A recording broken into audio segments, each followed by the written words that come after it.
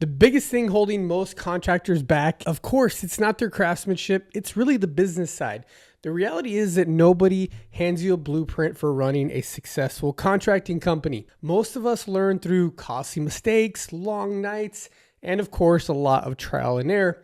So today I'm sharing 6 lessons I wish somebody had taught me from day one, because these aren't just tips. These are the fundamentals that separate struggling contractors from the ones building profitable, scalable businesses. Let's get right into it.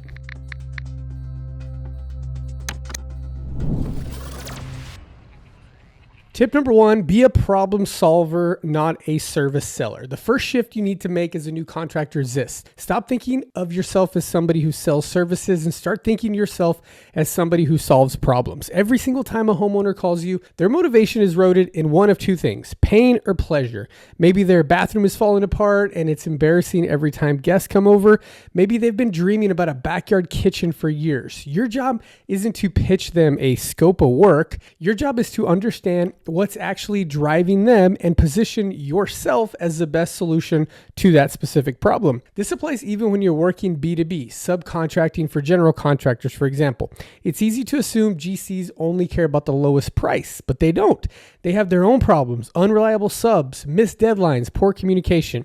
If you can solve those problems, price becomes a secondary conversation. When you lead with problem solving, you stop competing on price and start competing on value. That's a much better place to be. Next, get oxygen first. What do I mean by that? This one might be a little bit hard to hear, but it's critical. You have to pay yourself first. When you're new, there are 1,000 demands on your time and money, equipment, materials, insurance, software, marketing. It literally never ends. And in the middle of all that, a lot of new contractors put themselves last. They reinvest everything and wonder why they're burning out 6 months into it. Think about the airplane mask analogy. They tell you to put yours on before anyone else, because if you pass out, you're no good to anybody. The same logic applies to your business. If you're not bringing home enough to cover your personal needs, the stress bleeds into everything.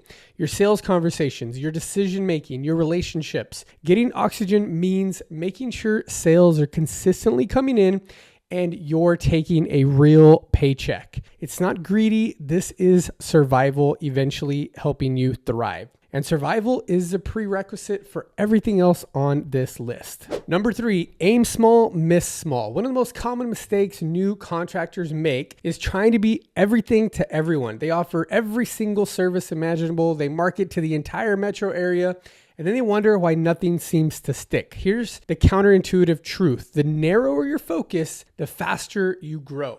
Pick one service you can genuinely dominate, not 5, just one. Maybe you're a painting contractor who only does interior work. Maybe you're a landscaper who specializes exclusively in water features. Maybe you only do outdoor kitchens. When you go deep on one thing, you become the expert. You get better faster, your marketing gets sharper, and the word of mouth starts working in your favor. The same principle applies geographically. Instead of trying to cover an entire metro city, pick 2 or 3 zip codes and own those. Be the contractor everyone that neighborhood knows. A bigger fish in a smaller pond will always outperform a small fish in a big one. That doesn't mean you'll turn down other work forever. It just means that you're building a foundation you can actually stand on. Tip number 4, market like your life depends on it. This is where even experienced contractors get complacent, and it kills businesses that should have made it. Here's what happens. You start out, people in your network are excited for you, referrals are coming in, the phone's ringing, and you think, I got this. Things are going well.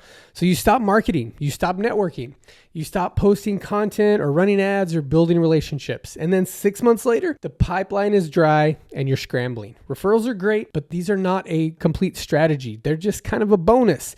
You need a system that generates leads consistently every single week, every single month, regardless of how busy you are. Because here's the thing, when you have a full pipeline, you sell differently. You're confident. You can walk away from bad fit clients. You can hold firm on your price.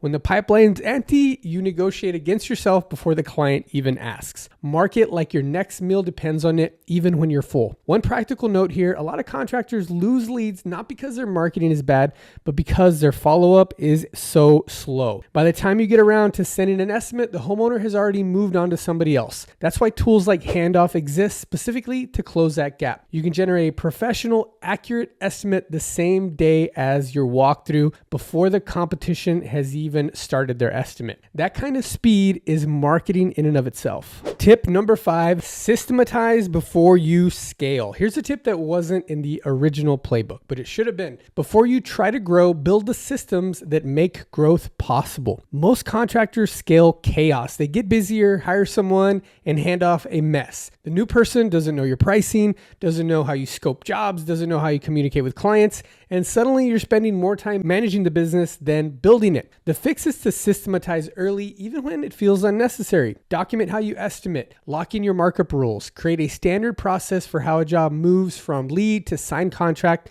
to final invoice. That's exactly where technology can do the heavy lifting.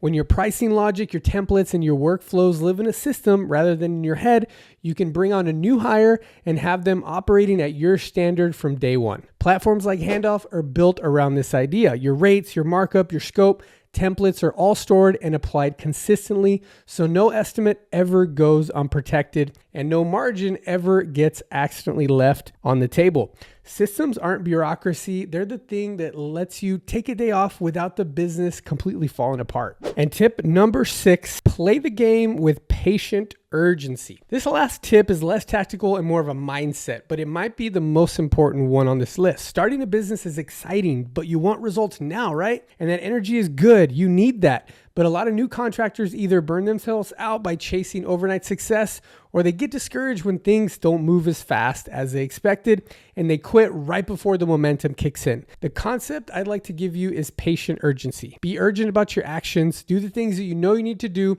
today, not next week. Send that follow-up. Post the content that you've been thinking about. Build that relationship that you know that you need to be doing. Make the call that you're trying to avoid. Just don't wait for the perfect moment, but be patient about the results. A blog post you write today might bring in a lead 6 months from now. A relationship you build at a networking event might turn into the biggest project next year. It takes a year to get a year's worth of experience. There's no shortcut around that. Remember, this isn't a 100-yard sprint. It's a marathon. I know it sounds cliche, but that's just the truth.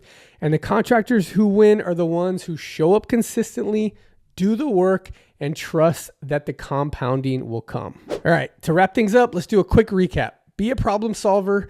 Understand what's really driving your clients' decisions. Get oxygen. Pay yourself first. Keep those sales flowing.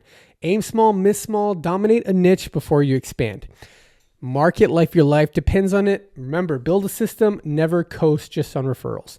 And systematize before you scale. Put your business in a system, not just in your head. And finally, play with patient urgency. Act now. Trust the process. If you're just getting started, pick just one of these and go deep on it this week. Don't try to do all 6 at once. Rewatch the video. Start thinking about how you're going to implement all these things. And remember, give yourself some grace. Progress beats perfection every time. If I lost everything today and I had to start a general contracting business from scratch in today's market, I wouldn't do it the old way. I would